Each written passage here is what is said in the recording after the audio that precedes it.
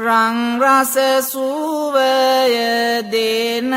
ගිලිහුණු සාමිදුමුවින් දස දෙස සියලු සත සනසානිවන් දොරින් පුරපස සාදක්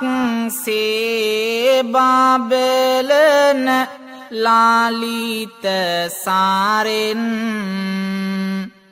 අමරස දහම් රසගුල මම වන්දිමි බැතින් රසයෙන් රසම වියතිලොවට මිහිරි තම නුවණින් විමසුවොත් සසරත් වේවිනිම ගුණයෙන් අසීමිත නොමැතිය එයින් ඉම බැතියෙන් වඳින්නෙමි සදහම්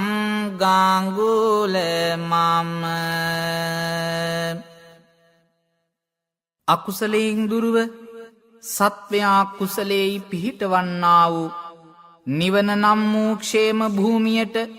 මගහසර විවර කර දෙන ගිනිගත් සිත් නිවාලන්නට ඇදහැලෙන සිහිල් වරුසාවක් බඳු ඒහි පස්සිකෝ යනාදී ලෙස පවසා ඇති තම නුවණින් විමසා බලා මාර්ගගාමී වීමට අවකාශය පවතිනා වූ තෙවලා දහම් මාණික්කයට